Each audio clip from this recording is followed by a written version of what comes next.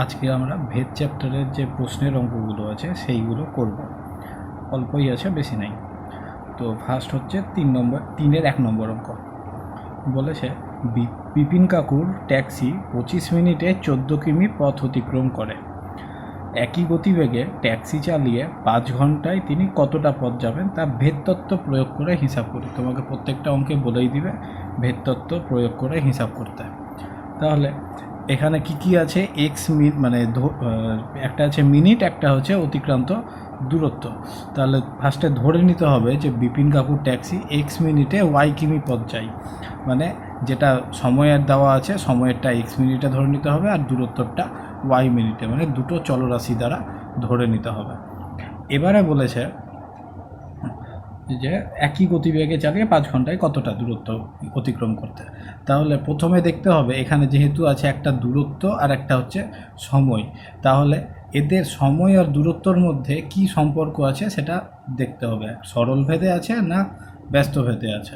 আচ্ছা, যদি আমি একই স্পিডে যাই, স্পিড আমার একই আছে, গতিবেগটা একই, তাহলে যদি আমি বেশি সময় ধরে গাড়িটা চালাই তাহলে আমি বেশি দূরত্ব যাব, যদি কম সময় ধরে গাড়ি চালাই তাহলে কম দূরত্ব যাব। এটাই হচ্ছে মেন ব্যাপার। তাহলে বেশি দূরত্ব যেতে গেলে, বেশি সময় যেতে গেলে আমি বেশি দূরত্ব যাব, আবার কম সময় যেতে গেলে কম দূরত্ব যাব। তাহলে বাড়লে বাড়ছে, কমলে কমছে।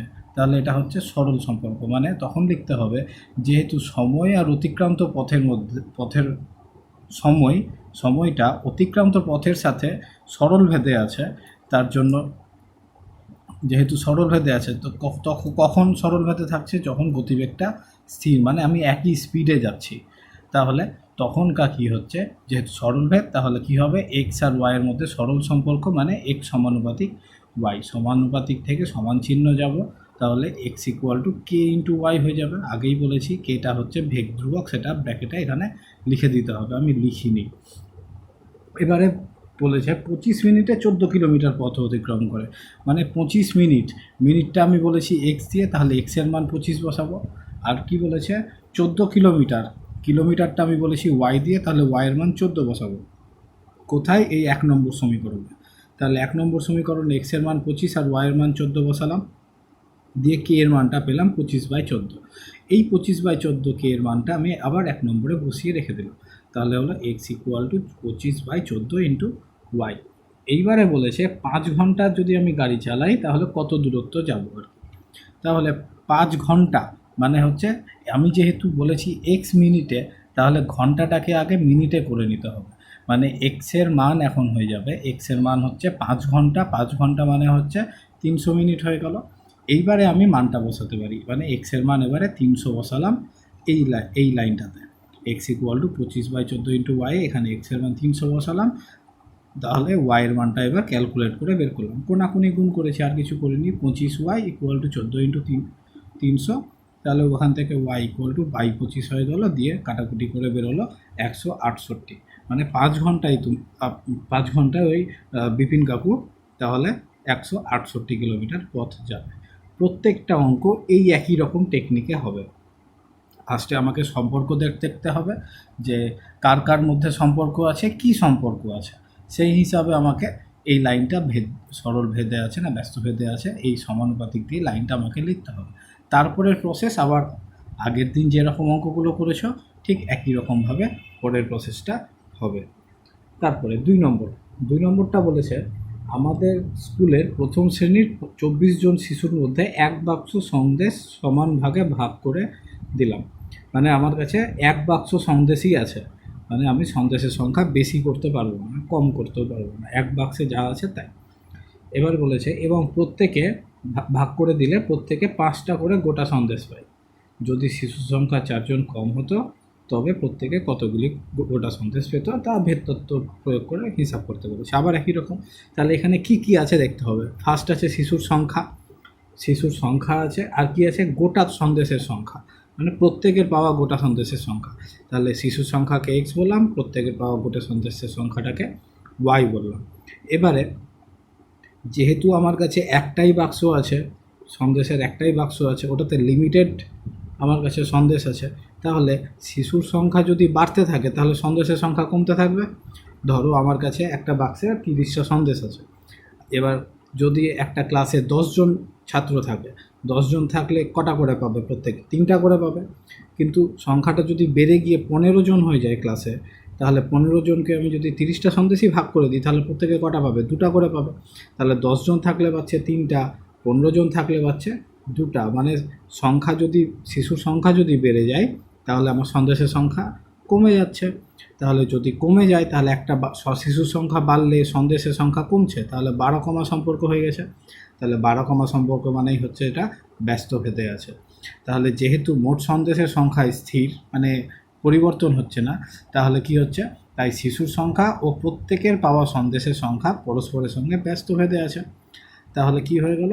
x সমানুপাতিক 1/y, যেহেতু ব্যস্ত ভেদে আছে। তাহলে আবার একই রকম এখান থেকে সমান সমান চিহ্নতে গেলে x ইকুয়াল টু k/y হয়ে গেল। এটা 1 নম্বর দিয়ে দিলাম। এইবারে আমার অঙ্ক মান বসানো করে চালু হবে। ফার্স্টে কী ছিল? 24 জন শিশু, মানে এক্সের মান 24, শিশু সংখ্যা 24 বলেছে, তাহলে এক্সের মান 24। আর প্রত্যেকে গোটা সন্দেশ কটা পাচ্ছিল? 5টা করে, মানে ওয়াইয়ের মান 5। তাহলে এক্সের মান 24 আর ওয়াইয়ের মান 5 বসিয়ে দিলাম এই লাইনটাতে 1 নম্বর সমীকরণে।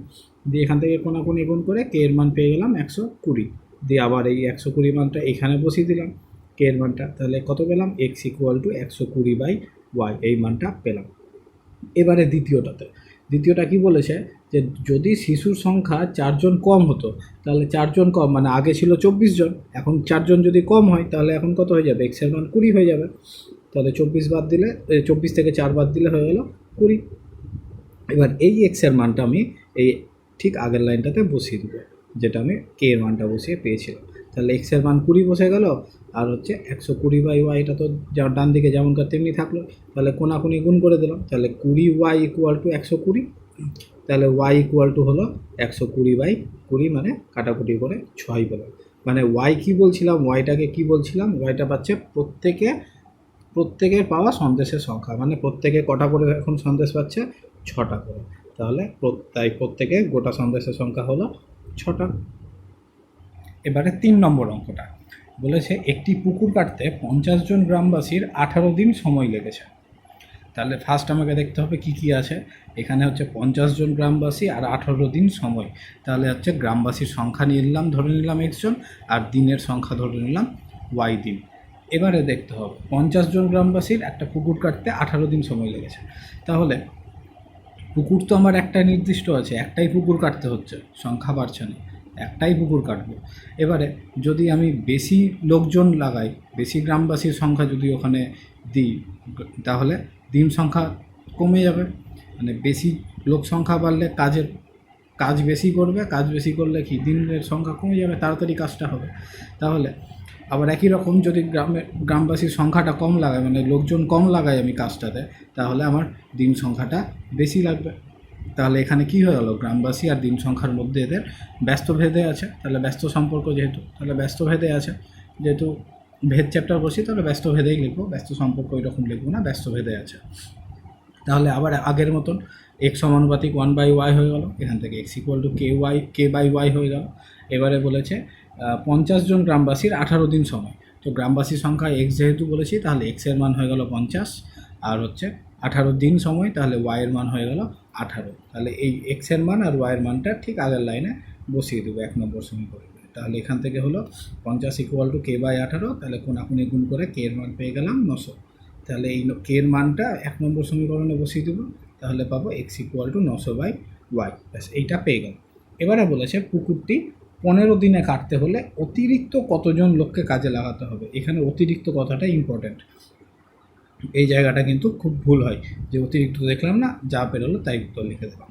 আচ্ছা, পুকুরটি 15 দিনে কাটতে, তাহলে দিনের সংখ্যা মানে বলেছে ওয়াইয়ের মানটা তাহলে 15 বসাতে হবে। তাহলে ওয়াইয়ের মানটা 15 বসিয়ে দিলাম এই আগের লাইনে, এখানে ওয়াইয়ের মানটা 15 বসিয়ে আমি এক্সের মানটা পেলাম 60 জন, মানে 60 পেলাম। তাহলে ওয়াই মানে হচ্ছে 15, তাহলে 15 দিনে কাটতে হলে আমাকে 60 জন লোক দরকার, কিন্তু আমাকে উত্তর চেয়েছে অতিরিক্ত কতজন। তাহলে অতিরিক্ত কতজন লাগছে? আমার কাছে আগে কাজ করছিল 50 জন, 50 জন আগে কাজ করছিল, আর এখন লাগছে হচ্ছে 60 জন। তাহলে অতিরিক্ত কতজন লাগলো? 60 থেকে 50 বাদ, মানে 10 জন অতিরিক্ত লাগলো।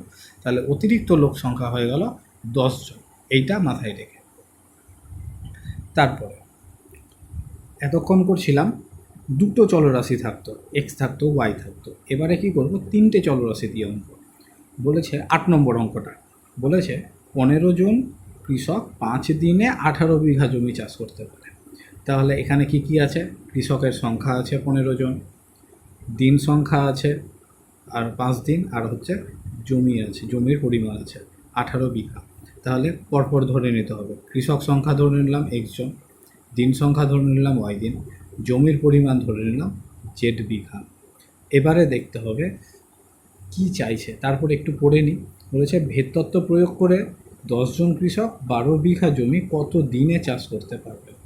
ফার্স্ট আমাকে দেখতে হবে উত্তরটা কি চাইছে, কত দিন। তার মানে আমাকে দিন মানে ওয়াই এর সাথে সম্পর্কগুলো বের করতে হবে। দিন যেহেতু উত্তর চেয়েছে, তাহলে ফার্স্ট দিন সংখ্যা দেখব, দিন সংখ্যার চলরাশি আছে ওয়াই। তাহলে একবার দেখব ওয়াই এর সাথে এক্সের কী সম্পর্ক, আর একবার দেখব ওয়াই এর সাথে জেডের কী সম্পর্ক। মানে দিন সংখ্যার সাথে কৃষক সংখ্যার সম্পর্ক দেখব, আর দিন সংখ্যার সাথে জমির পরিমাণের সম্পর্ক দেখব। এই দুটোই দেখতে হবে আমার, কিন্তু এক্স আর জেডের মধ্যে সম্পর্ক দেখে কোনো লাভ নেই। আমাকে যেটা উত্তর দিয়েছে সেইটার সাথে বাকি দুটোর সম্পর্ক দেখতে হবে। তাহলে ফার্স্ট কি দেখছি, এক্স আর ওয়াইয়ের মধ্যে সম্পর্কটা আমরা দেখি। তাহলে একই রকম দিন সংখ্যা আর কৃষক সংখ্যা। তাহলে কৃষক আমার কাছে তো তাহলে যেই দুটোর মধ্যে সম্পর্ক দেখব, বাকিটা অন্যটা কিন্তু স্থির থাকবে, এটা মাথায় রেখে। ঠিক আছে, তাহলে আমরা ফার্স্ট দেখছি এক্স আর ওয়াইয়ের মধ্যে সম্পর্ক যখন জেড মানে জমির পরিমাণ কিন্তু স্থির আছে, জমির পরিমাণ স্থির। এবারে যদি আমি বেশি কৃষক যদি কাজ করে, তাহলে আমার সেই জমিটা চাষ তাড়াতাড়ি হবে, মানে দিনের সংখ্যা কম লাগবে। একই রকম যদি আমি কৃষক সংখ্যা কম হয়, তাহলে দিন সংখ্যা আমার বেশি লাগবে, যেহেতু কম লোক কাজ করছে তাহলে আমার বেশি দিন ধরে কাজটা চলবে। তাহলে এখানে লিখেছি যেহেতু দিন সংখ্যা ও কৃষক সংখ্যা পরস্পরের সাথে ব্যস্তভেদে আছে, কখন, যখন জমির পরিমাণ স্থির। তাহলে এখান থেকে কি পেয়েছি, ব্যস্তভেদে যেহেতু, তাহলে ওয়াইয়ের সাথে কি সম্পর্ক পেয়েছি, এক্সের ওয়াইয়ের সাথে ব্যস্তভেদ, মানে ওয়াই সমানুপাতিক 1/x। ওয়াইটাকেই আগে লিখব, প্রথম কথা ওয়াইটাকেই আগে লিখব, ঠিক আছে। তাহলে ওয়াই সমানুপাতিক 1/x যখন জেড স্থির। আবার একই রকম কি করব, ওয়াইয়ের সাথে জেডের সম্পর্ক করব যখন এক্স স্থির। মানে এবার কৃষকের সংখ্যা চেঞ্জ হচ্ছে না, শুধু কি হচ্ছে ওয়াইয়ের সাথে দিন সংখ্যা আর জমির পরিমাণ। এবারে বেশি দিন যদি আমি কাজ করি তাহলে বেশি জমি চাষ হবে, আবার কম দিন যদি কাজ করি তাহলে জমিটা কম চাষ হবে। তাহলে যেহেতু কম দিন আছে, তাহলে বেশি দিন হলে জমি বেশি হবে, কম দিন হলে কম জমি হবে। তাহলে এটা সরল সুভেদ হয়ে গেল। তাহলে আবার একই রকম দেখা হয়েছে যে আবার দিন সংখ্যা আর জমি পরিমাণ পরস্পরের সাথে সরল ভেদে আছে। যখন কৃষকের সংখ্যাটা স্থির, অন্যটা স্থির থাকছে। তাহলে যেহেতু সরল ভেদ, তাহলে দিন সংখ্যা ছিল ওয়াই দিয়ে আর জমির পরিমাণ ছিল জেড দিয়ে। তাহলে ওয়াই সমানুপাতিক জেড যখন এক্স স্থির। এবারে 1 নম্বর আর 2 নম্বরটাকে কম্বাইন করতে হবে। কম্বাইন মানে যৌগিক ভেদ করতে হবে। যৌগিক ভেদ কিভাবে করা হয়, যখন বাম দিক আর বাম দিক একই থাকে তখন যৌগিক ভেদ করা হয়। তাহলে বাম দিক আর বাম দিক যেহেতু একই আছে, তাহলে এখানে ওয়াই হয়ে গেল। তাহলে ওয়াই সমানুপাতিক ডান দিকটা গুণ হয়ে যায়, মানে 1/x ইন্টু জেড। তাহলে কত হলো, z/x। পাশে লিখতে হয় যখন জেড ও এক্স উভয়ই পরিবর্তনশীল। কেন, এখানে কি ছিল, যখন এক্স স্থির মানে যখন জেড স্থির মানে এক্স পরিবর্তন হচ্ছে, আবার এখানে কি হচ্ছিল, এক্স স্থির মানে জেড পরিবর্তন হচ্ছে। তার মানে দুটোই একসাথে লিখে দিলাম, তাহলে জেড ও এক্স উভয়ই পরিবর্তনশীল। এরপরের অঙ্কটা আবার ঠিক আগেকার মতো। তাহলে সমান চিহ্নে আসতে গেলে Y equal to K into z/x হয়ে গেল। এরপরে মানগুলো দিয়ে দিয়েছে। ফার্স্ট কি বলেছিল যে 15 জন কৃষক মানে এক্সের মান 15, 5 দিন মানে ওয়াইয়ের মান 5, 18 বিঘা মানে জেডের মান 18। ব্যাস, আগের ঠিক লাইনটাতে বসিয়ে দিলাম সমীকরণটাতে। তাহলে এখান থেকে বসিয়ে দিয়ে কে এর মানটা পেয়ে গেলাম। কে এর মানটা পেলাম 25/6। আবার তাহলে কে এর মানটা আবার 3 নম্বর সমীকরণে বসিয়ে দিলাম। 3 নম্বর সমীকরণে বসালে পেলাম Y equal two 25/6 into z/x, এটা পেলাম। এবারে উত্তর যা চাইছে সেই হিসাবে মানগুলো বসিয়ে দেবো। বলেছে 10 জন কৃষক 12 বিঘা জমি, তাহলে কৃষকের সংখ্যা যেহেতু এক্স ধরেছিলাম তাহলে এক্সের মান 10 হয়ে গেল, আর 12 বিঘা জমি মানে জেডের মান 12, জেডের মান 12 হয়ে গেল। দিয়ে এই জেড আর এক্সের মানটা এখানে বসিয়ে দিলাম, তাহলে ওয়াই ইকুয়াল টু জেড আর এক্সের মানটা বসিয়ে দিয়ে পেলাম ওয়াইয়ের মান 5 কাটাকুটি করে। তাহলে তখন কত দিনে চাষ হবে, ওয়াইটা ছিল দিন সংখ্যা, তাহলে 5 দিনে চাষ হবে। ব্যাস, তারপরে 9 নম্বর অঙ্কটা। এবার 9 নম্বর অঙ্ক বলেছে যে গোলকের আয়তন গোলকের ব্যাসার্ধের ত্রিঘাতের সঙ্গে সরল ভেদে আছে, এটা বলে দিয়েছে। তাহলে আমাকে গোলকের আয়তন ধরতে হবে আর ব্যাসার্ধ ধরতে হবে। তাহলে ধরে নিলাম, অঙ্কে যেহেতু মিটার দিয়ে বলা আছে তাই জন্য মিটার দিয়ে ধরে নিব, যে ধরি 8 মিটার ব্যাসার্ধ বিশিষ্ট গোলকের আয়তন হচ্ছে ভি ঘনমিটার, এইটা ধরে নিলাম। এইবারে প্রথম লাইন থেকে কি পাচ্ছি, বলেছে আয়তনটা ব্যাসার্ধের ত্রিঘাতের মানে পাওয়ারে 3 ত্রিঘাতের সঙ্গে সরলভেদ, মানে ভি সমানুপাতিক আর কিউ। আয়তনটা ব্যাসার্ধের ত্রিঘাতের সাথে সরলভেদে আছে, মানে শুধু হয়, যদি ব্যস্ত হইতে বলতো তাহলে 1/, হতো। ব্যাস, এরপরে সমান চিহ্ন দিয়ে লিখে দিলাম। তাহলে সমান চিহ্নের জন্য একটা কে আছে, কেটা ভেদ ধ্রুবক লিখতে হয়, বারবার বলছি ওটা লিখতে হয়, আমি লিখে নিই। তাহলে V equal to K into R Q, এইটা পেলাম। এবারে বলেছে 1.1/2 মিটার 2 মিটার এবং 2.1/2 মিটার দৈর্ঘ্যের ব্যাস বিশিষ্ট 3টি নিরেট গোলককে গলিয়ে একটি নিরেট গোলক বানানো হলো। তাহলে 3টা নিরেট গোলকের ব্যাসগুলো জানি, তাহলে 3টে নিরেট গোলকের ব্যাস যথাক্রমে লিখে নিলাম 1.5, 2 আর 2.5 মিটার। তাহলে এটাকে পূর্ণ ভাঙিয়ে লিখলাম 3-2, 2 আর 5-2 মিটার। যেহেতু আমার আর এর মানগুলো দরকার, মানে ব্যাসার্ধের মান দরকার, তাহলে ব্যাসার্ধ পেয়ে গেলাম 2 দিয়ে, প্রত্যেকটাকে 2 দিয়ে ভাগ করা হয়েছে, তাহলে 3-4, 1 আর 5-4 মিটার। এইবারে আমাকে আয়তনগুলো বের করতে হবে, প্রত্যেকটা গোলকের আয়তনগুলো। তাহলে প্রত্যেকটা গোলকের আয়তনগুলো কীভাবে পাবো, এই সূত্র দিয়ে পাবো।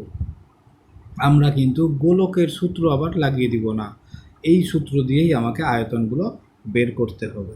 তাহলে প্রথমে কত ছিল, 3-4 মিটার ব্যাসার্ধ দৈর্ঘ্যের ব্যাসার্ধের গোলকের আয়তন কত হয়ে যাবে, এখানে আয়তনের সূত্র জানো কে ইন্টু আর কিউ। তাহলে এখানে লিখে দিয়েছি কে ইন্টু আর মানে হচ্ছে 3-4 মিটার, তাহলে 3-4 কিউব, ক্যালকুলেশন করে হলো 27K/64 এত ঘনমিটার। একই রকম 1 মিটার ব্যাসার্ধ বিশিষ্ট আর 5-4 মিটার ব্যাসার্ধ বিশিষ্ট দুজনের জন্যই বের করেছি। তাহলে এই সূত্র 1 নম্বরের সূত্র দিয়েই হবে কে ইন্টু 1-এর কিউব আর একটা হচ্ছে কে ইন্টু 5-4-এর কিউব, ক্যালকুলেশন করে বেরিয়েছে একটা কে ঘনমিটার, একটা 125K/64 ঘনমিটার।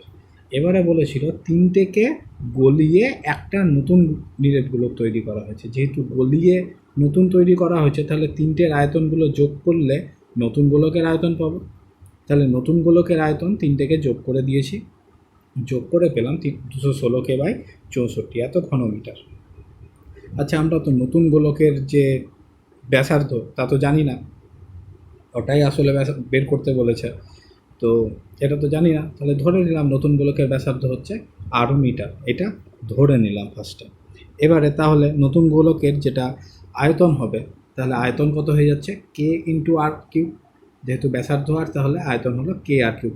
আবার বলছি গোলকের সূত্র লাগাবো না, এখানে যে সূত্র আছে দেওয়া আছে, সূত্র যেটা আমরা পেয়েছি সেই সূত্র লাগাবো, তাহলে মানে সেই সূত্রটা ইউজ করছি। তাহলে এখানে কত হয়ে গেল, আয়তনটা কে ইন্টু আর কিউব, এইটা পেলাম। আচ্ছা, এই আয়তন আর এই আয়তন তো সমান, তাহলে কে আর কিউব মানেই হচ্ছে 216K/64। তাহলে এখান থেকে কে আর কে ক্যান্সেল হয়ে গিয়ে আর কিউবের মান পেলাম 216/64, মানে 6/4-এর হোল কিউব। তাহলে আর ইকুয়াল টু 6/4, কাটাকুটি করে 3/2। আচ্ছা, আর এর মান, আরটা তো আমি ব্যাসার্ধ বলেছিলাম, তাহলে ব্যাসার্ধ 3/2, কিন্তু উত্তর কত চেয়েছে, গোলকের ব্যাসের দৈর্ঘ্য। তাহলে ব্যাস কী করে পাবো, 2 দিয়ে গুণ করে দেবো, তাহলে 2 ইন্টু 3/2, তাহলে হচ্ছে 3 মিটার। ব্যাস, এটাই হয়ে গেল উত্তর। আচ্ছা, একটু ব্র্যাকেটে বলে দিয়েছিল যে ধরি গোলকের গলানোর আগে আর পরে আয়তন একই থাকে, তো গলানোর আগে আর পরে আয়তন আমরা একই ধরে নিই, তোমাদের এটাই আছে, আগে আর পরের আয়তন একই ধরে নেওয়া হয়। এবারে 13 নম্বর অঙ্কটা করব। 13 নম্বর অঙ্কটা বলেছে যে চোঙের আয়তন ভূমির ব্যাসার্ধের দৈর্ঘ্যের বর্গের এবং উচ্চতার সঙ্গে যৌগিক ভেদে আছে। তাহলে আমাকে ভূমির ব্যাসার্ধ ধরতে হবে, উচ্চতা ধরতে হবে, তাহলে আর হচ্ছে আয়তন ধরতে হবে। তাহলে ধরে নিলাম আর একক ভূমির ব্যাসার্ধ আর এইচ একক উচ্চতা বিশিষ্ট চোঙের আয়তন হচ্ছে ভি ঘন একক, এটা ধরে নিলাম ফার্স্টে। এবারে যেহেতু বলে দিয়েছে যে চোঙের আয়তন ভূমির ব্যাসার্ধের দৈর্ঘ্যের বর্গের আর উচ্চতার সঙ্গে যৌগিক ভেদে আছে, তাহলে যৌগিক ভেদটা একসাথে করে দিয়েছে কিন্তু, তাহলে আমাকে একসাথেই লিখতে হবে। তুমি চাইলে আলাদাও লিখতে পারো, কোনো ক্ষতি নেই। তাহলে ফার্স্টে বলেছে আয়তন ভূমির ব্যাসার্ধের দৈর্ঘ্যের বর্গের সাথে, মানে ভূমির ব্যাসার্ধ ধরেছিলাম আর, তাহলে আর এর বর্গ মানে আর স্কোয়ার হলো, তাহলে আয়তনটা আর স্কোয়ারের সাথে, আয়তনটা আর স্কোয়ার আর হচ্ছে উচ্চতার সঙ্গে যৌগিক ভেদ, তাহলে উচ্চতা এইচ, তাহলে ইন্টু এইচ, যেহেতু আমরা জানি যৌগিক ভেদের ক্ষেত্রে গুণ হয়ে হয়, তাহলে ভি সমানুপাতিক আর স্কোয়ার এইচ হয়ে গেল। তাহলে সমানুপাতিক থেকে সমান চিহ্নে আসতে গেলে একটা ভেদ ধ্রুবক গুণ হয়ে যায়, গুণ করে দিয়ে 1 নম্বর দিয়ে দিলাম। এবার বলেছে যে দুটি চোঙের ভূমির ব্যাসার্ধের দৈর্ঘ্যের অনুপাত 2:3, তাহলে যদি দুটি চোঙের আর বলেছে উচ্চতার অনুপাত 5:4, তাহলে দুটো চোঙের ক্ষেত্রে 2:3 হচ্ছে ভূমির ব্যাসার্ধের দৈর্ঘ্যের অনুপাত আর উচ্চতার অনুপাত বলেছে 5:4, এটা বলে দিয়েছে। তাহলে এবার আমাকে ধরে নিতে হবে, তাহলে ভূমির ব্যাসার্ধ প্রথমটার জন্য কত ধরবো 2x, প্রথমটার জন্য 2x, আর দ্বিতীয়টার জন্য কত ধরবো 3x। আবার একই রকম উচ্চতা প্রথমটার জন্য ধরবো 5y আর দ্বিতীয়টার জন্য ধরবো 4y একক, এটা ধরে নিলাম। এইবারে প্রথম চোঙের আমরা আয়তন বের করব, দ্বিতীয় চোঙেরও আয়তন বের করব, যেহেতু আমাদেরকে আয়তনের অনুপাতটা চেয়েছে। তাহলে আয়তনের অনুপাত আবার একই রকম চোঙের সূত্র লাগাবো না, আমরা এইখানে যে সূত্র পেয়েছি সেই সূত্রটাই ইউজ করব। তাহলে ভি ইকুয়াল টু আয়তনটা কত পাচ্ছি কে ইন্টু আর স্কোয়ার এইচ, তাহলে কে ইন্টু আর স্কোয়ার মানে আর বলতে ভূমির ব্যাসার্ধ, তাহলে প্রথমটার ক্ষেত্রে ভূমির ব্যাসার্ধ 2x, তাহলে 2x এর স্কোয়ার ইন্টু এইচ মানে উচ্চতা ছিল, ইন্টু এইচ উচ্চতা ছিল, তাহলে উচ্চতা হচ্ছে 5y। একই রকমভাবে দ্বিতীয়টা কে ইন্টু আর স্কোয়ার এইচ, তাহলে কে ইন্টু দ্বিতীয়টার আর কত 3x তার স্কোয়ার ইন্টু এইচ কত দ্বিতীয়টার জন্য 4y, তাহলে ইন্টু 4y। তাহলে এটা প্রথমটা ক্যালকুলেশন করে পেলাম 20 এক্স স্কোয়ার ওয়াই ঘন একক আর দ্বিতীয়টা 36 এক্স স্কোয়ার ওয়াই ঘন একক। এবার যেহেতু আয়তনের অনুপাত চেয়েছে, তাহলে এদের দুটোর অনুপাত বের করলেই হয়ে গেল। তাহলে এটা ইস্টু এটা, কে এক্স স্কোয়ার ওয়াই দুদিক থেকেই কেটে গেল, যে 2:36 আরও 4 দিয়ে ভাগ করে দিলাম, তাহলে হচ্ছে 5:9, ব্যাস এটাই পেয়ে গেলাম উত্তরটা। তারপরে করব 15 নম্বর অঙ্কটা। 15 নম্বরটা বলেছে যে গোলকের আয়তন তার ব্যাসার্ধের দৈর্ঘ্যের ত্রিঘাতের সঙ্গে সরল ভেদে পরিবর্তিত হয় এবং গোলকের পৃষ্ঠতলের ক্ষেত্রফল তার ব্যাসার্ধের দৈর্ঘ্যের বর্গের সঙ্গে সরল ভেদে পরিবর্তন হয়। তাহলে একই রকম আমাকে কি লাগবে, এখানে গোলকের ব্যাসার্ধ লাগবে, আয়তন লাগবে আর পৃষ্ঠতলের ক্ষেত্রফল লাগবে। তাহলে এগুলো আমাকে প্রথমে ধরে নিতে হয়। তাহলে ধরে নিলাম যে আর একক ব্যাসার্ধ বিশিষ্ট গোলকের আয়তন হচ্ছে ভি ঘন একক আর পৃষ্ঠতলের ক্ষেত্রফল হচ্ছে এ বর্গ একক। আয়তনের একক ঘন একক হয়, ক্ষেত্রফলের একক বর্গ হয়, ওই জন্য বর্গ একক। এবারে আরেকবার পড়ি, বলেছে গোলকের আয়তন তার ব্যাসার্ধের দৈর্ঘ্যে ত্রিঘাতের সঙ্গে সরল ভেদে আছে। তাহলে আয়তন তার ব্যাসার্ধের ত্রিঘাতের সঙ্গে সরল ভেদে আছে, এটা হলো। তাহলে ভি সমানুপাতিক আর কিউব হলো, যেহেতু সরল ভেদ তাহলে উপরেই হয় লবেই হয়, তাহলে ভি সমানুপাতিক আর কিউব হলো। তাহলে এখান থেকে সমান চিহ্নে আসতে গেলে K1 ইন্টু আর কিউব হয়ে গেল। আবার একই রকম পরেরটা যদি পড়ি, এবং গোলকের পৃষ্ঠতলের ক্ষেত্রফল, তাহলে পৃষ্ঠতলের ক্ষেত্রফল এ বলেছি, তাহলে পৃষ্ঠতলের ক্ষেত্রফল তার ব্যাসার্ধের দৈর্ঘ্যের বর্গের সঙ্গে সরল ভেদে, তাহলে ব্যাসার্ধের দৈর্ঘ্যের বর্গ তার সাথে সরল ভেদে আছে। তাহলে এখান থেকে এ ইকুয়াল টু K2 আর স্কোয়ার পেয়ে গেলাম, যেখানে K1 আর K2টা হচ্ছে ভেদ ধ্রুবক, এটা লিখে নিয়েছি। ব্যাস, তারপরে এবারে বলেছে প্রমাণ করতে যে গোলকের আয়তনের বর্গ তার পৃষ্ঠতলের ক্ষেত্রফলের ঘনের সঙ্গে সরল ভেদে আছে, মানে আয়তন আর পৃষ্ঠতলের মধ্যে সম্পর্ক চেয়েছে। তাহলে এখান থেকে আটটাকে আমাকে সরাতে হচ্ছে, আয়তন আর পৃষ্ঠতলের মধ্যে সম্পর্ক, মানে ভি আর এর মধ্যে সম্পর্ক। তাহলে এবারে কি করলাম, এখান থেকে তাহলে এ কিউব বের করলাম, দুই দিকে হোল কিউব করে দিলাম, তাহলে এদিকে হলো এ কিউব আর এদিকে হচ্ছে K2 এর কিউব আর r⁶। তাহলে r⁶ এবারে মানটা বের করবো, যেহেতু আমাকে আটটাকে সরাতে হচ্ছে। উত্তর কি চাইছে? ভি আর এ দিয়ে চাইছে। তাহলে এখানে r⁶ মানটা বের করে নিলাম, তাহলে কত হলো? a³ / K2 এর কিউব, এই মানটা পেয়ে গেলাম। এবারে এদিকে কি করলাম? ভি থেকে এদিকে হোল স্কোয়ার করলাম, যেহেতু এখানে কিউব আছে, হোল স্কোয়ার করলে r⁶ হয়ে যায়, তাই জন্য এখানে হোল স্কোয়ার করলাম। তাহলে v² = K1 এর স্কোয়ার আর r⁶ দিয়ে r⁶ যে মানটা পেলাম এই মানটা এখানে বসিয়ে দিলাম। তাহলে এখানে কত হচ্ছে? তাহলে K1 স্কোয়ার থাকলো ইন্টু a³ / K2 এর কিউব, এইটা পেলাম। তাহলে এখান থেকে একটু ধ্রুবকের টার্মটাকে একটু আলাদা লিখে দিলাম, তাহলে K1 স্কোয়ার / K2 এর কিউব ইন্টু a কিউব আলাদা থাকবে। আচ্ছা, K1 K2 দুটোই তো ধ্রুবক, ভেদধ্রুবক দুটোই, তাহলে এর বদলে একটা এম নাম দিয়ে দিলাম। তাহলে যেখানে m = এটা, তাহলে কত হয়ে গেল? ma³ এটা হয়ে গেল। বাম দিকে v² ছিল, তাহলে v² = ma³।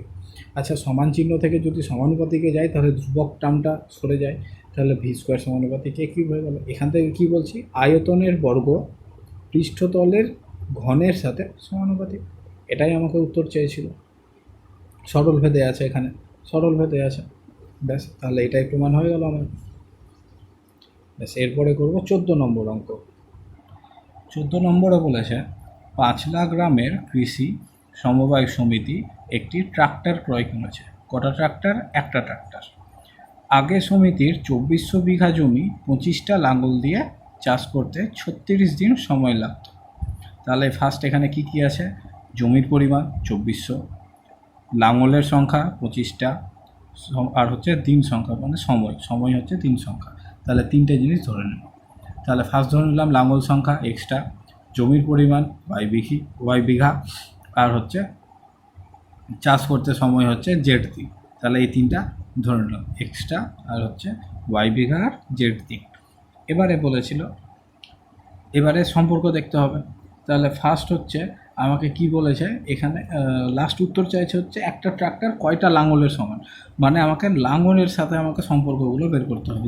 যেহেতু আমি এখানে এখনও ট্রাক্টর দিয়ে কিছু পাইনি, তাহলে আমার লাঙলের সংখ্যার সাথে সম্পর্কগুলো বের করব। মানে লাঙলের সংখ্যা যেহেতু এক্স আছে, তাহলে এক্সের সাথে আমরা সম্পর্ক বাকি দুটো বের করব, মানে এক্সের সাথে ওয়াই আর এক্সের সাথে জেডের সম্পর্ক। তাহলে এক্স মানে হচ্ছে লাঙল সংখ্যার সাথে জমির পরিমাণ, এটা আগে বের করি। তাহলে যেখানে চাষ করতে সময়, মানে দিনটা কিন্তু অপরিবর্তিত, এটা চেঞ্জ হবে না, মানে এটার মান যদি 10 হয় তো 10ই থাকবে। তাহলে আচ্ছা, লাঙলের সংখ্যা যদি বাড়ে তাহলে আমি বেশি জমি চাষ করতে পারবো, যদি লাঙলের সংখ্যা কম থাকে তাহলে কম জমি চাষ করতে পারবো। তাহলে লাঙল সংখ্যা আর জমির পরিমাণ এই দুটোর মধ্যে আমাদের হয়ে গেল সরল সম্পর্ক, মানে সরল ভেদ। তাহলে লিখব, যেহেতু লাঙল সংখ্যা আর জমির পরিমাণ পরস্পরের সঙ্গে সরল ভেদে আছে, যখন কি অন্যটা স্থির, চাষের সময় স্থির, তখন কি হচ্ছে, তাহলে এটাকেই আমরা যদি বীজগাণিতিক হিসাবে লিখি তাহলে কত লিখব? যেহেতু সরল ভেদ, তাহলে x সমানুপাতিক y। আচ্ছা, যেটা চাইছি সেটা সবসময় বাম দিকে লাগবে, উত্তরটা যা চাইব। এখানে লাঙল সংখ্যা মানে বলেছিল একটা ট্রাক্টর কয়টা লাঙলের সমান, তাহলে লাঙল সংখ্যা দিয়ে উত্তর, তাহলে হচ্ছে তোমার বাম দিকেই লাঙলের সংখ্যাটাকেই রাখবো। তাহলে x সমানুপাতিক y যখন জেড স্থির। আবার একই রকম কি করব, এক্সের সাথে এবার জেডের দেখবো যখন জমির পরিমাণ স্থির। আচ্ছা, লাঙলের সংখ্যা যদি বাড়ে তাহলে চাষ করতে সময় টাইম কম লাগবে, যদি লাঙল বাড়ে তাহলে টাইম কম লাগবে, তাহলে দিন সংখ্যা কমে যাবে। আর যদি লাঙলের সংখ্যা কম হয় তাহলে চাষ করতে বেশি সময় লাগবে, মানে দিন সংখ্যা বেড়ে যাবে। তাহলে এক্স আর জেডের মধ্যে কি হলো? ব্যস্তভেদ হয়ে গেল। তাহলে ওটাই লিখবো এবার, যে লাঙল সংখ্যা আর চাষের সময় পরস্পরের সাথে ব্যস্তভেদে আসে যখন জমির পরিমাণ স্থির। তাহলে লাঙল সংখ্যাটা এক্স সমানুপাতিক তাহলে চাষের সময়ের সাথে ব্যস্তভেদ, মানে হচ্ছে জেডের সাথে 1/জেডের সাথে সমানুপাতিক হবে, ব্যস্তভেদ যেহেতু, তাহলে 1/জেড হবে যখন জেডের ওয়াইয়ের মানটা স্থির। ব্যাস, এবারে কি করব, এই এক্স সমানুপাতিক ওয়াই আর এক্স সমানুপাতিক 1/জেড এই দুটোর মধ্যে এবার যৌগিক ভেদ করবো। তাহলে বাম দিক আর বাম দিক একই থাকলো, মানে এক্স থাকলো, সমানুপাতিক দিয়ে ডান দিকটা গুণ হয়ে যায়, তাহলে y/জেড হয়ে গেল, যেখানে ওয়াই আর জেড উভয় পরিবর্তনশীল হবে। তাহলে সমানুপাতিক থেকে যদি সমান চিহ্নে আসে তাহলে কত হলো? এক্স = KY/জেড হয়ে গেল, কে গুণ হয়ে যায়, কেটা হচ্ছে ভেদ ধ্রুবক, ব্র্যাকেটে আবার লিখতে হবে। এইবারে আসবো মান বসানোর পার্টে। তাহলে ফার্স্টে বলেছিল 2400 বিঘা জমি, 25টা লাঙল, 36 দিন। তাহলে 2400 বিঘা, তাহলে জমির পরিমাণটাকে আমরা কি বলেছিলাম, ওয়াই দিয়ে। তাহলে ওয়াইয়ের মান 2400, তাহলে ওয়াইয়ের মান হলো 2400। তারপরে হচ্ছে 25টা লাঙল, লাঙলের সংখ্যা আমরা বলেছি এক্স দিয়ে, তাহলে এক্সের মান হলো 25। আর হচ্ছে চাষ করতে সময় 36 দিন, তাহলে দিন সংখ্যা আমরা বলেছিলাম, সময় হচ্ছে চাষ করতে সময় জেড দিন, তাহলে জেডের মান হলো 36। এই ঠিক এই 1 নম্বর সমীকরণটাতে তাহলে 3টে মান বসিয়ে দিয়ে কে এর মানটা পেয়ে গেলাম, কাটাকুটি করে কে এর মান পেয়েছি 3/8। তাহলে কে এর মানটা আবার 1 নম্বরে বসিয়ে দিয়ে কত পেলাম, K X equal to 3/8 into y/z, এই মানটা পেয়েছি। এরপরে বাকিটুকুটা পড়ি। কী বলেছে, এখন অর্ধেক জমি কেবল ট্রাক্টরটি দিয়ে 30 দিন চাষ করা হয়েছে, 30 দিনে কমপ্লিট হয়ে গেছে। অর্ধেক জমি, তাহলে মোট জমি কত ছিল, 2400 বিঘা, তাহলে তার অর্ধেক মানে 1200 বিঘা। অর্ধেক যদি বলি তাহলে 1200 বিঘা জমি। তাহলে ওয়াইয়ের মানটা হয়ে গেল এখন 1200, যেহেতু ওয়াইটাকে আমরা জমির পরিমাণ বলেছি, তাহলে ওয়াইয়ের মান হয়ে গেল 1200। আর 30 দিনে চাষ হয়ে গেছে, তাহলে 30 দিন মানে জেডের মান হচ্ছে 30। তাহলে আমরা এক্স কটা লাগে, লাঙল কটা লাগে আমরা বের করি। আমাদেরকে বলেছে একটা ট্রাক্টর দিয়েই আমাদের কমপ্লিট হয়ে গেছে, তাহলে কটা লাঙল লাগতো সেটা আগে বের করব। তাহলে ওয়াই আর জেডের মানটা এইখানে বসিয়ে দিলাম, এই সমীকরণটাতে বসিয়ে দিলাম। এক্স ইকুয়াল টু, তাহলে 3/8 ইন্টু 1200/30 হলো। তাহলে কাটাকুটি করে পেলাম এক্সের মান হচ্ছে 15, মানে হচ্ছে 1200 বিঘা জমি মানে অর্ধেক জমি 30 দিনে চাষ করতে আমার 15টা লাঙল লাগছে। এটা আমি পেলাম, 15টা লাঙল লাগছে। এইবারে বলছি একটা ট্রাক্টর কয়টা লাঙলের সমান। আমরা ঠিক এই পরিমাণ কাজটাই 1200 বিঘা জমি 30 দিনে চাষ করেছিলাম একটা ট্রাক্টর দিয়ে। আবার এখানে পাচ্ছি 15টা লাঙল লাগছে, তাহলে একটা ট্রাক্টর কটা লাঙলের সমান, 15টা লাঙলের সমান। তাহলে অর্ধেক জমি 30 দিনে কাজ করতে আমার 15টা লাঙল দরকার, কিন্তু এই একই কাজ করতে আমার একটা ট্রাক্টর প্রয়োজন হয়েছিল, একটা ট্রাক্টরই করে দিয়েছে। তাহলে একটা ট্রাক্টর 15টি লাঙলের সমান চাষ করে, ব্যাস উত্তর পেয়ে গেলাম। তাহলে একটা ট্রাক্টর সমান 15টা লাঙল। ব্যাস, এরপরে লাস্ট অঙ্ক করব 12 নম্বরটা। 12 নম্বর অঙ্কে বলেছে এক্স ডেসিমি গভীর একটি কূপ খনন করার জন্য মোট ব্যয়ের একটি অংশ এক্সের সঙ্গে সরলভেদে এবং অপর অংশ এক্স স্কোয়ারের সঙ্গে সরলভেদে পরিবর্তিত হয়। তাহলে প্রথম হচ্ছে মোট ব্যয় জানি না, তাহলে মোট ব্যয়টাকে ধরে নিতে হবে। তাহলে ধরে নিলাম এক্স ডেসিমিটার গভীর একটা কূপ খনন করার জন্য মোট ব্যয় হচ্ছে ক্যাপিটাল ই, এটা ধরে নিলাম। এটা তুমি যা ইচ্ছা ধরতে পারো, আমি ক্যাপিটাল ই ধরেছি। আচ্ছা, এবারে বলেছে মোট ব্যয়ের একটা অংশ আর অপর অংশ, তাই না? তার মানে মোট ব্যয়ের দুটো অংশ, তো দুটো অংশকে আমরা ইটাকে ধরে নিলাম, একটা এ পার্ট, একটা হচ্ছে বি পার্ট। তাহলে দুটো পার্টে আমরা ভাগ করে দিই, তাহলে প্রথম অংশ হচ্ছে এ আর দ্বিতীয় অংশ হচ্ছে বি। ব্যাস, এটাকে 1 নম্বর দিয়ে রেখে দিলাম। এবারে আবার করি, বলেছে মোট ব্যয়ের একটা অংশ মানে এই অংশটা, এই যেটা পার্ট সেইটা এক্সের সঙ্গে সরলভেদে আছে, মানে এর সমানুপাতিক এক্স। আবার বলেছে অপর অংশ এক্স স্কোয়ারের সঙ্গে সরলভেদে আছে, মানে অপর অংশ বি, তাহলে বিটা হচ্ছে এক্স স্কোয়ারের সঙ্গে সরলভেদে আছে। তাহলে এখান থেকে সমান চিহ্নে আসলে এ ইকুয়াল টু k1x আর B equal to k2x square পেলাম। তাহলে এ আর বি এর মানটা পেয়ে গেলাম, তাহলে এখানে এ আর বি এর মানটা বসিয়ে দিলাম। তাহলে ই এর মানটা কত পেলাম, k1x প্লাস k2x স্কোয়ার, এটা পেলাম। এটাকে 2 নম্বর নাম দিলাম। ব্যাস, এইবারে মানগুলো বসাবো। পরে কি বলেছে, যদি 100 ডেসিমি এবং 200 ডেসিমি কূপ খনন করার জন্য যথাক্রমে 5000 টাকা এবং 12,000 টাকা ব্যয় হয়। আচ্ছা, তাহলে 100 ডেসিমি আর 200 ডেসিমি কূপ খনন করা হয়েছে। ঠিক কোশ্চেনটার প্রথমেই বলে দিয়েছিল এক্স ডেসিমি গভীর কূপ, মানে এক্সের মানগুলোই হচ্ছে 100 আর 200। তার মানে এক্সের মান যদি প্রথমে 100 হয়, তাহলে তার জন্য খরচ কত টাকা হয়েছে, 5000 টাকা। মানে খরচ মোট ব্যয় কত বলেছিলাম, ই, তার মানে ই এর মান হচ্ছে 5000 টাকা। তাহলে এক্স এর মান আর ই এর মান 2 নম্বর সমীকরণে বসিয়ে দিলাম। তাহলে কত পেলাম? 5000 equal to k1 into x এর মান 100, তাহলে 100 k1, আর এখানে এক্স এর মান যদি 100 বসাই তাহলে 100 স্কোয়ার হলো, তাহলে 100 স্কোয়ার মানে 10,000 ইন্টু k2। তাহলে এখানে একটু 100 দিয়ে একটু কাটাকুটি করে দিয়েছি, মানে 100 দিয়ে ভাগ করে দিয়েছি প্রত্যেকটাকে, দিয়ে ডান দিকটাকে আগে লিখেছি। 100 দিয়ে ভাগ করলে k1, আর এখানে 100 দিয়ে ভাগ করলে দুটো শূন্য কেটে গিয়ে 100 k2 হলো, আর এখানে 100 দিয়ে ভাগ করলে দুটো শূন্য কেটে 50, বা সেটাকে 3 নম্বর দিলাম। আবার বলেছিল একটা হচ্ছে 200 ডেসিমি আর হচ্ছে 1200 টাকা ব্যয়। তাহলে এক্স এর মান 200 যদি হয় তাহলে ই এর মান 12,000। তাহলে এখানে আবার বসিয়ে দিলাম এই 2 নম্বরে। তাহলে এখানে 12,000 equal to 200 k1 plus 200 square মানে 40,000 k2 হলো। ব্যাস, এটাকে আবার ভাগ করে দিলাম 200 দিয়ে, কাটাকুটি করে দিয়েছি সবকে ভাগ করে দিয়ে। 200 দিয়ে যদি ভাগ করি তাহলে k1, এখানে 200 দিয়ে ভাগ করলে হচ্ছে 200 k2, আর এটাকে 200 দিয়ে ভাগ করলে হলো 60, এটাকে 4 নম্বর দিলাম। এবার 3 নম্বর আর 4 নম্বরটা সমাধান করলাম, এই নিচে লিখে নিয়েছি 3 নম্বর 4 নম্বর, বিয়োগ করে দিলে k1 কেটে গেল, তাহলে এখানে -100 k2, এখানে -10, তাহলে k2 পেয়ে গেলাম 1/10। এই k2 এর মানটা 3 নম্বরে বসিয়ে দিয়েছি, এখানে 3 নম্বর আছে 3 নম্বরে বসিয়ে দিয়েছি, দিয়ে k1 এর মানটা পেয়ে গেলাম। k1 এর মানটা পেলাম 40। আচ্ছা, তাহলে k1 আর k2 যেহেতু পেয়ে গেছি, তাহলে টোটাল ইটা পেয়ে যাব। টোটাল ইটা কোত্থেকে পাবো? এখানে 2 নম্বরে বসিয়ে দিলে, তাহলে এখানে k1 এর মান বসাবো 1/10, আর k2 এর মান k1 এর মান বসাবো 40, আর k2 এর মান বসাবো 1/10। তাহলে পেলাম হচ্ছে E equal to 40x plus 1/10 x square, এইটা পেলাম। এবার উত্তর কী চাইছে? তবে 250 ডেসিমি কূপ খনন, গভীর কূপ খননের জন্য কত ব্যয় হবে? মানে এক্স এর মান এবার 250 বসাতে হবে।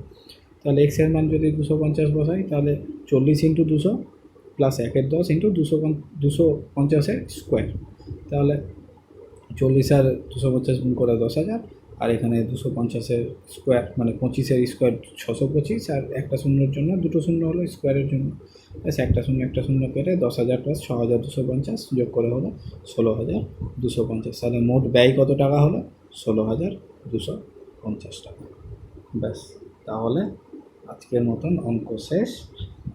যতগুলো প্রশ্নের অঙ্ক ছিল সবগুলো হয়ে গেল। পরের দিনে শর্ট কোশ্চেন ছোট্ট কয়েকটা আছে, তাহলে এই চ্যাপ্টারটা শেষ হয়ে যাবে। তাহলে আজকের মতো কমপ্লিট এটা।